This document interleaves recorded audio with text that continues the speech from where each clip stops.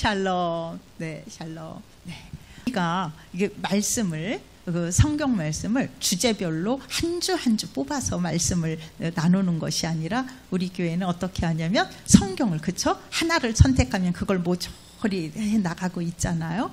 그런데 이 모든 것들이 장단점이 있어요. 주제를 가지고 말씀을 나눌 때에는 그때 우리에게 뭔가 이슈가 되는 일들을 바로바로 성경 말씀과 대입해서 나누는 그런 장점이 있는가 하면요, 이렇게 말씀을 모조리 가다 보면은 말씀이 우리가 간혹은 어려운 말씀 같은 건 그냥 넘어가잖아요. 뭐 이거 구약 같은 경우에는 뭐 에스겔서 같은 거는 거기서 막 통독하다가 다 막히고 막 이러죠. 그래서 그것도 읽지도 못하게 되고 이런 경우가 있고, 특별히 신약에서는 히브리서가 많이 그렇습니다. 히브리서 내용이 좀 어려워요. 그래서 이게 무슨 말씀이지 하다가 읽지를 못하고 넘기는 경우들이 많은 건데, 이렇게 모조리 말씀을 하다 보면은 빼놓는 부분이 없게 되잖아요. 그래서 이 말씀의 의미가 그랬구나 하는 것을 점검할 수도 있고요. 그리고 놀라운 것은 뭐냐면 말씀을 차례대로 나가는데요, 그 말씀 중에 우리들 가운데 누군가에게 꼭 있어야 될 말씀이 꼭 선포됩니다. 이게 성령께서 이제 하시는 거기 때문에 그렇다는 생각을 하는데요, 놀랍게도 정말 이런 본문을 가지고는 내가 설교를 할 거라고는 생각도 못했던 본문을 가지고 설교를 할 때가 있어요. 그런데 그 말씀이 그날 듣는 사람에게는 필요했던 말씀이었던 것, 이런 거가 참 놀라운 그런 이제 성령의 인도하심 가운데 하나라는 생각이 듭니다. 오늘 우리가 함께 나눌 말씀의 주제를 함께 읽어봅시다. 자기를 힘입어 하나님께 나아가는 자들을 온전히 구원하시는 이. 아멘. 누구에 대한 말씀인 것 같습니까? 예수님. 그렇습니다. 여러분, 우리가 예수님, 내가 믿는 예수님은 어떤 분이냐? 자기를, 예수님을 힘입어 하나님께 나아가는 자들을 온전히 구원하시는 이다, 이겁니다. 오늘 말씀의 주제이기도 하면서 말씀의 결론입니다, 이것이. 그러면 우리가 오늘 우리 함께 읽은 본문에 맞추어서 이 말씀, 이 예수 그리스도가 도대체 그러면 어떤 분이신가, 이 점에 대해서 우리가 또 한번 나누도록 하겠습니다. 그 첫 번째는요, 불멸의 생명의 능력을 가지신 하나님의 아들이다, 이겁니다. 우리 16절 말씀을 함께 읽어보겠습니다. 그는 육신에 속한 한 계명의 법을 따르지 아니하고 오직 불멸의 생명의 능력을 따라 되었으니. 아멘. 여기에서 오직 불멸의 생명의 능력이라는 말은요, 예수님만의 특성을 말하는 겁니다. 무엇이냐? 예수님은 죄와 죽음이 예수님을 파괴하지 못한 분이었습니다. 바로 예수님의 그 고유의 가치를 의미하는 겁니다. 이 땅에 누구도 언젠가는 생명의 끝이 있고 모든 것은 시작이 있으면 끝이 있지요. 그런데 예수 그리스도의 생명은 불멸의 생명이다, 이겁니다. 그래서 이 예수님의 고유의 가치, 이것을 우리는 믿는 것입니다. 아론의 후손, 즉 옛날의 그 제사장들은요, 자신의 생애 동안만 일을 할 수 있었고요, 그렇게 일시적이고 한시적으로 존재했던 사람들입니다. 그래서 한 제사장이 직임을 마치면요, 다음에 직임을 맡을 제사장이 또 필요하고 또 필요하고 또 필요해서 제사장이 수도 없이 많이 필요했습니다. 그런데 예수님은요, 온전히 이 불멸의 생명을 갖고 계시기 때문에 예수님이 대제사장이 되신 이후로 대제사장이 또 필요하다 안 하다? 필요 없다. 아멘. 그렇습니다. 이제는 대제사장은 예수님 한 분으로서 족하게 된 것입니다. 오직 예수님이 구원을 위해서 이 땅에 오신 유일하신 분, 유일하신 대제사장이신 것을 오늘 분명하게 선포합니다. 그럼 예수님은 누구신가? 두 번째는요, 하나님의 맹세로 세워진 영원한 대제사장이십니다. 20절, 21절 말씀 함께 읽겠습니다. 또 예수께서 제사장이 되신 것은 맹세 없이 된 것이 아니니 그들은 맹세 없이 제사장이 되었으되 오직 예수는 자기에게 말씀하신 이로 말미암아 맹세로 되신 것이라. 주께서 맹세하시고 뉘우치지 아니하시리니 내가 영원히 제사장이라 하셨도다. 아멘. 예수님 이전의 대제사장들과 예수님의 다른 점을 살펴보면요, 옛 제사장들은 그들이 취임할 때 맹세 같은 것이 없었습니다. 그런데 예수님이 대제사장이 되셨을 때에는 맹세를 본인이 한 것도 아니고 누가 친히 맹세를 하셨냐 하면 하나님께서 친히 맹세를 하셨습니다. 내가 영원히 대제사장이 되리라 하셨습니다. 옛 것으로부터 이렇게 새 것으로, 옛 제사장으로부터 새로운 대제사장이신 예수님으로 이렇게 바뀌는 변화는 어떤 결과를 갖게 되느냐 하면요, 먼저 하나님께 나아가는 수단이었던 율법이 폐기되었습니다. 여러분, 우리가요 이전의 율법대로 예배를 드리면 오늘 주일날 우리 각 사람을 위해서 짐승 한 마리씩을 잡아야 돼요. 왜냐하면 그 짐승의 생명을 대신으로 이렇게 죄를 전가하면서 주님, 저의 죄를 용서해 주십시오, 그 제사를 드렸어야 되는 겁니다. 그것이 옛 제사장에 의한 율법이었다면 지금은 예수 그리스도를 통하여서 우리가 새 법에 의하여 예배를 드리고 있고, 그 대제사장이신 예수 그리스도가 단번에 죽으심을 통하여서 우리는 지금 이렇게 하나님을 직접 대면하려는 은혜를 가지고 예배를 하고 있는 겁니다. 그러면 우리 여러분 생각해 봅시다. 옛날의 것을 여러분, 옛 것이 참 좋았는데 하면서 붙잡을 필요가 있을까요? 명확하게 없다는 거 아시겠지요? 명확하게 그렇습니다.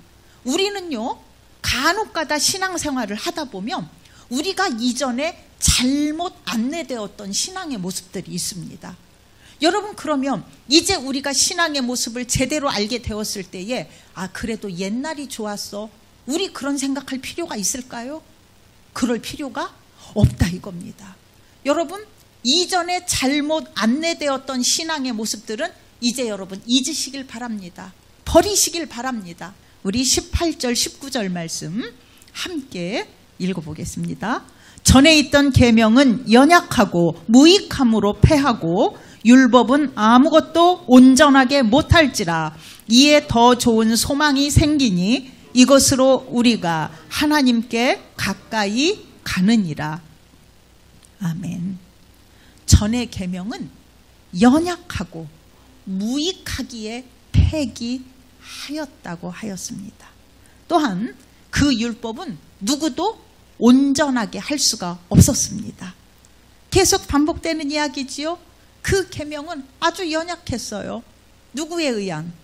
옛날에 그 제사장에 의한. 역시 그도 죄를 짓는 우리와 똑같은 인간으로서 그 사람이 하나님과 우리를 연결하는 대제사장으로서 그 사역을 하는 가운데 그 일은 무익했다고 합니다. 왜 무익해요? 우리가 그 제사를 드리는 그 당시는 유효할지 모르지만 그 제사를 마친 후에 우리는 또 죄를 짓죠. 그러면 그 죄를 위해서 또 제사를 해야 하는, 또 짐승을 잡아 드려야 하는 그러한 일을 반복적으로 하기 때문에 무익하다라는 표현이 맞지요. 이것은 명백하게 온전할 수가 없었습니다. 그를 통하여 그래서 우리는 하나님께 나아갈 수 있는 소망이 있게 되었습니다. 여러분은 예수 그리스도를 통하여서 온전히 우리를 위해 단번에 죽으신 예수님의 힘을 힘입어, 그 이름을 힘입어 하나님께 나아갈 담력을 얻은 사람들이라는 것을 믿으시길 바랍니다. 여러분의 그 믿음이 하나님께 나는 나아갈 수 있는 자가 되었어. 누구 때문에? 예수 그리스도 때문에 나는 하나님 앞에 직접 나아갈 수 있는 사람이 되었어 라는 이 확신이 여러분에게 소망의 근원이 된다는 것입니다. 그 유익이 얼마나 크냐 하면요, 우리는 예수 그리스도를 통해 하나님께 기도합니다.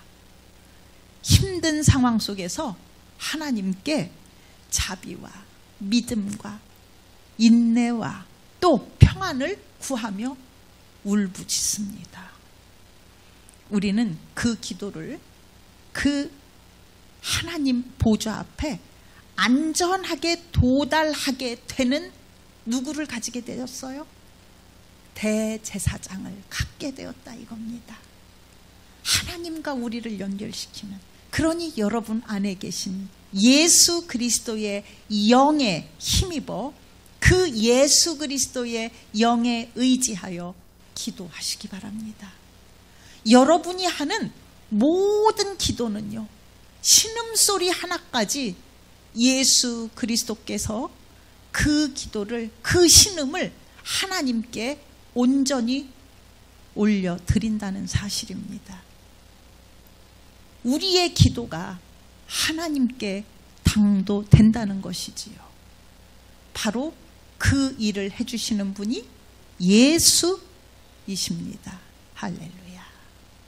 이제 우리가 믿는 예수님은 누구이신가? 세 번째, 자기를 힘입어 하나님께 나아가는 자들을 온전히 구원하시는 이입니다. 25절 말씀을 함께 읽어보겠습니다.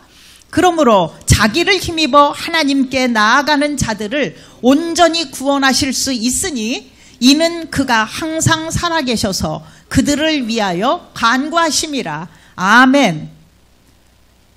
우리가 누구를 힘입어? 자기를 힘입어. 여기서 자기가 예수님이시지요? 이 예수님을 힘입어 하나님께 나아가는 자들입니다. 우리는 간혹요, 신앙의 오리엔테이션이 잘못되어 있는 경우에는 아예 하나님께 직접 나아간 곳으로 생각을 해요. 교회를 다니면 하나님께 직접 나아갈 수 있다고 생각을 하는 거예요. 그래서 기도를 할 때 누구만 찾아요? 아예 하나님만 찾아요. 하나님 아버지만 찾아요. 여러분, 우리 신앙 명확해야 됩니다. 우리는 직접 하나님께 나아갈 수 없는 존재들입니다. 왜? 우리의 죄가, 우리 안에 있는 죄가 하나님과 우리 사이에 큰 담을 만들었고요, 그 담을 어떠한 사람도 뛰어넘을 수가 없습니다. 그런데 그 죄의 담을 허무신 분이 예수 그리스도이시고 하나님과 나를 연결해 놓으시는 분이 바로 예수 그리스도이시기 때문에 우리의 길이요 진리요 생명이신 예수 그리스도를 통하여서만 우리는 하나님께 연결되는 존재입니다. 그래서 우리는 반드시 누구를 힘입어? 예수를 힘입어 하나님께 나아가는 것입니다. 그럴 때에 우리에게 온전한 구원이 임합니다. 할렐루야. 우리 모두는요, 이제 명확하게 고백해야 합니다. 예수님은 우리의 구원을 온전하고 영원히 이루실 대제사장이십니다. 할렐루야. 여러분, 우리 명확하게 하기 위해서 여러분 저를 한번 크게 따라해 보십시오. 그리고 믿음으로 고백하는 마음으로 따라하시길 바랍니다. 예수님은 나의 구원을 온전하고 영원히 이루실 대제사장이십니다. 예수님은 나의 대제사장이십니다. 아멘. 할렐루야. 바로 이것입니다. 여러분 하나님 앞에 담대하게 나아가십시오. 우리의 대제사장 예수님은 우리의 요구에 지치지 않으시는 분입니다. 더더군다나 그분은 자기의 유익을 위해 우리를 희생시키시는 분이 아니십니다. 그분은 신뢰할 수 있고 항상 살아계셔서 우리를 위하여 간구하시는 신실하고 영원하신 대제사장이십니다. 그 예수님이 어떤 성품을 갖고 계신 분인가를 성경은 이렇게 말합니다. 26절 말씀입니다. 읽어봅시다. 이러한 대제사장은 우리에게 합당하니 거룩하고 악이 없고 더러움이 없고 죄인에게서 떠나 계시고 하늘보다 높이 되신이라. 아멘. 예수님은 온갖 질시와 고통을 받으셨습니다. 인간으로서 친히 온몸으로 그 유혹도 받으셨고요. 모든 시험도 당하셨습니다. 모든 고통 당하셨습니다. 그렇기에 예수님은 우리의 질고를 대신 지실 수 있었습니다. 우리의 모든 슬픔을 당하셨음도 물론입니다. 그럼에도 불구하고 그 예수님은 거룩하고 악이 없고 더러움이 없고 죄인에게서 떠나 계시고 하늘보다 높은 분이 되셨습니다. 여러분, 우리는 그 예수님을 믿는 것입니다. 우리는 간절히 바랍니다. 나를 지으신 하나님을 믿으며 나를 지으신 하나님은 나를 사랑하신다라는 것을 말로는 많이 들었어요.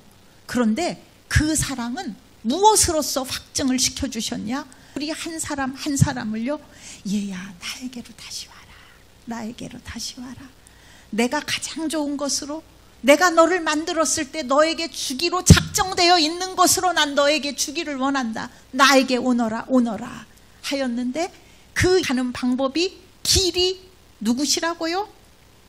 예수님. 그렇습니다. 예수 그리스도.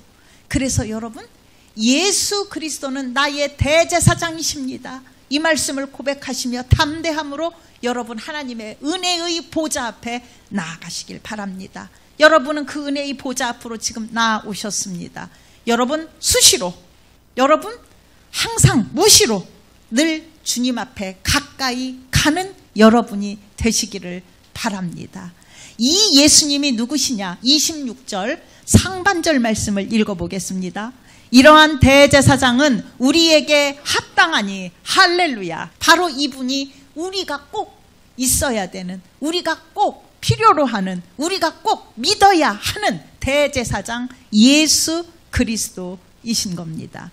이러한 예수님은 우리에게 합당하십니다. 함께 합시다. 시작.